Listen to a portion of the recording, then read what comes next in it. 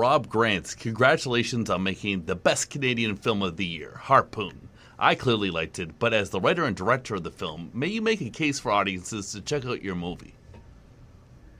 Wow, that's I've been flabbergasted at the compliments there. Thank you very much. I mean, we're making these movies, especially one that kind of takes a little bit of chances. You don't know how well it's going to land with people, and so it's just really awesome to hear when it gets accolades like that. Sorry, I'm a little speechless at that one. So thank you very much. You're most welcome. I thoroughly enjoyed it, but and we'll get to my thoughts later on. But are you excited to be going to Montreal with this movie?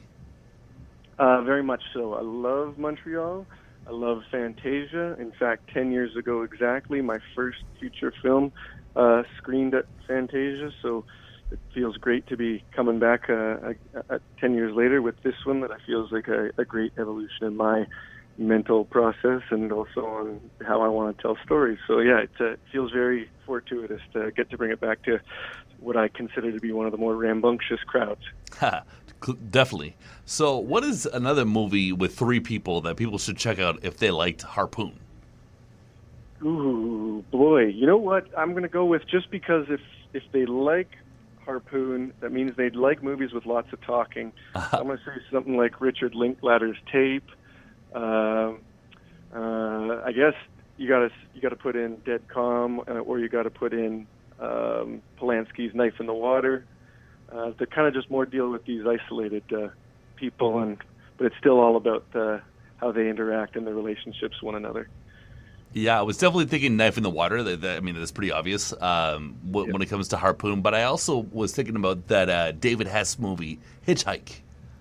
Hitchhike? I don't know if I've seen it. I'm going to have to write this down. Oh, it's groovy. It's primarily three people. It's Franco Nero, right? His sexy Italian wife, and then David Hess, the hooligan, is in the back of the car.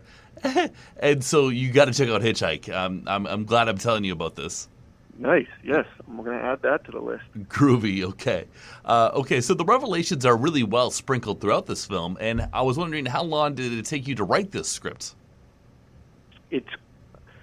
My process is pretty weird, actually. I think I'll have a good idea, the birth of the idea, but then it sits in the back of my brain and in the notes category on my cell phone for upwards of 2 years before all the characters are kind of pretty well thought out in my head, and then I'll tell my producing partner, Mike Peterson, about the idea, and he'll either say that's good or that sucks.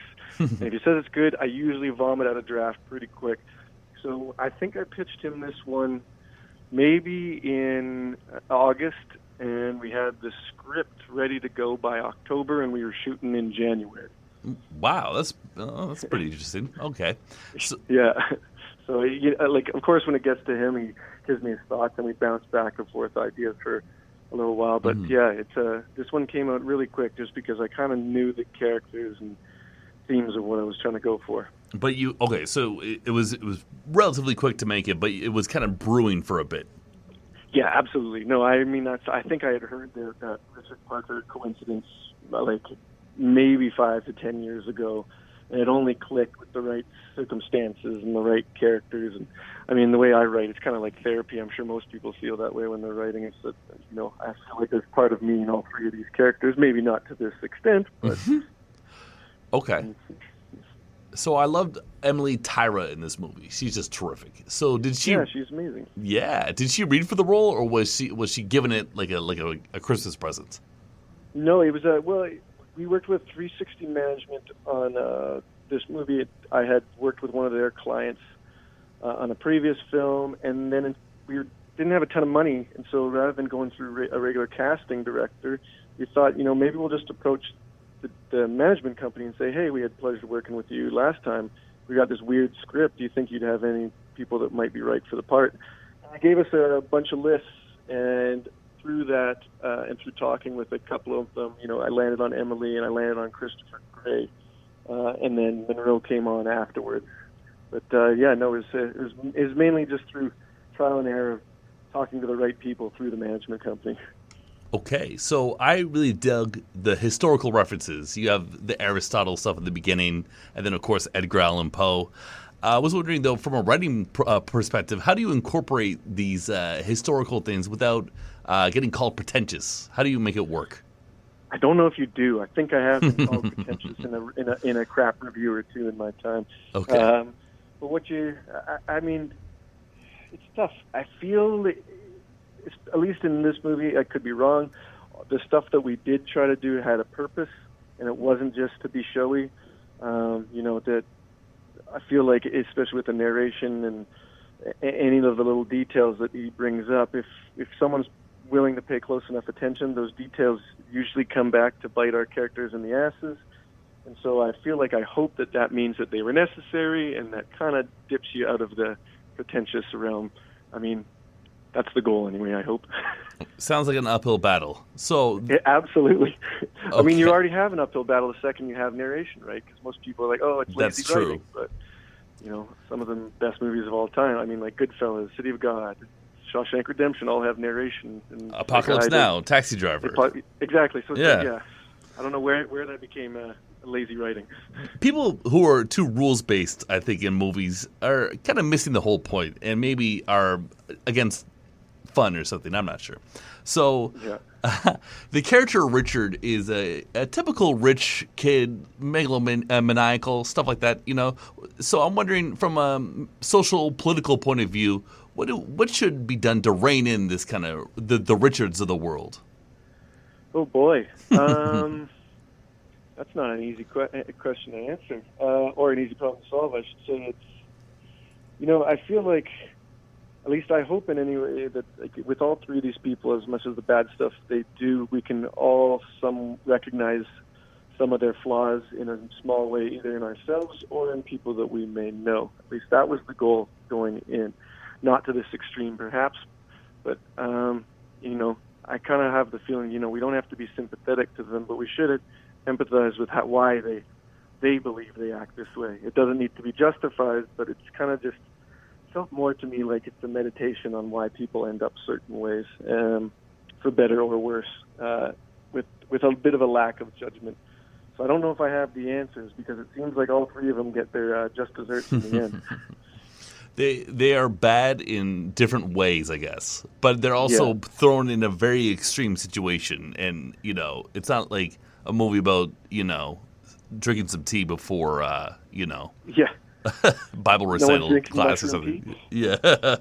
No. I mean, I guess the grand scheme of things, the learning lesson is that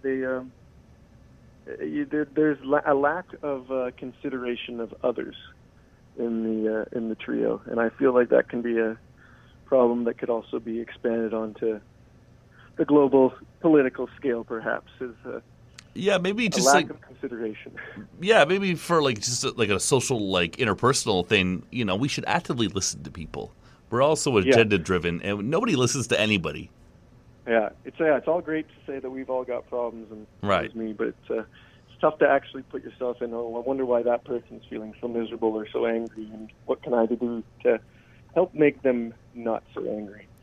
If we're less agenda driven and actively listen, I think our agendas will we have a better chance of being implemented. So there you go. So absolutely.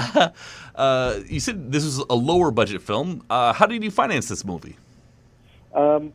Through my producing partner, Mike Peterson, has a company called 775 Media Corp that's out of Calgary, Alberta.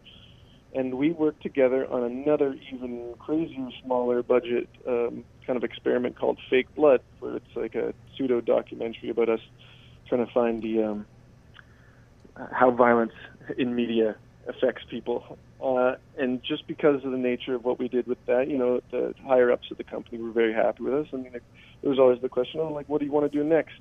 And it just so happened to be the right time where I pitched them this project, and everyone agreed. They're like, well, not a lot of low-budget movies get to happen on a boat in a tropical location, and had an interesting script. And so I think everyone just thought it might be a unique challenge to try to take on. And I just got lucky enough that they all felt the same way about it.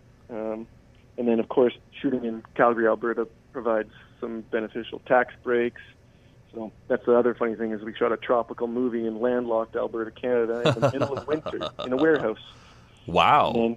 And then the exteriors were all shot in Belize. So it was an interesting movie Okay. Organize. Was Belize fun?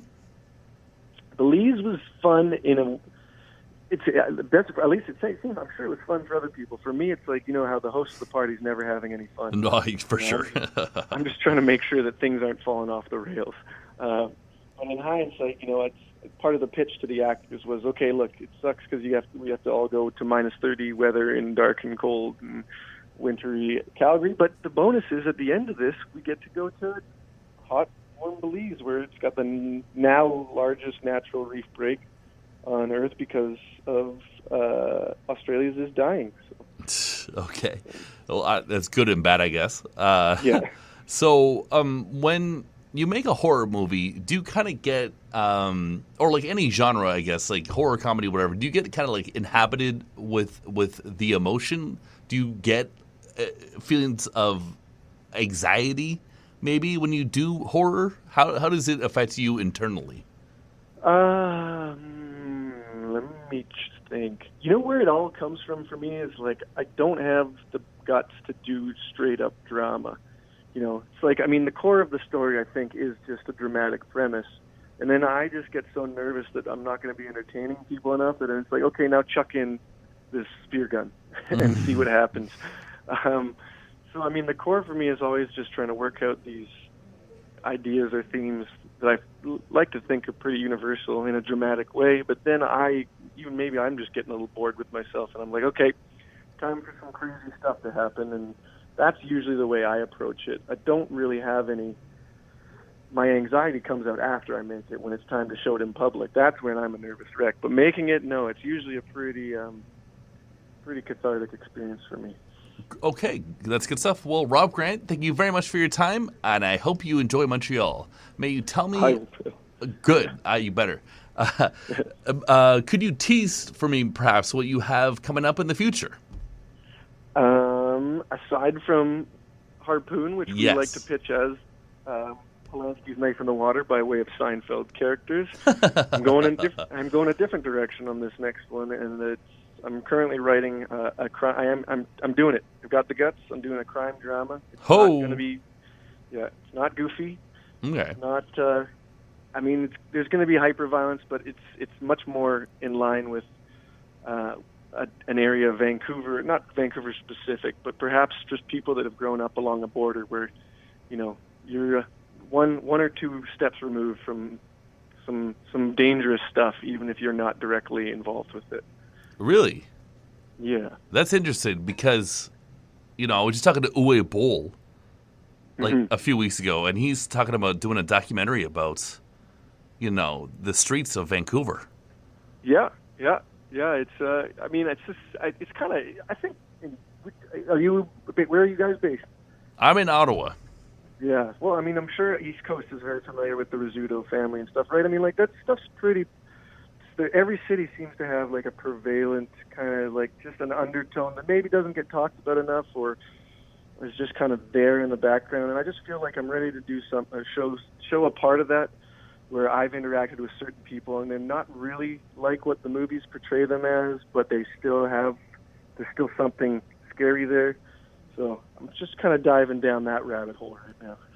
All right. Well, I look forward to seeing that. But for everyone else in Ottawa, check out Harpoon. Like Rob says, it's Polanski's Knife in the Water meets Seinfeld characters. That's great stuff. Okay. Thank you so much.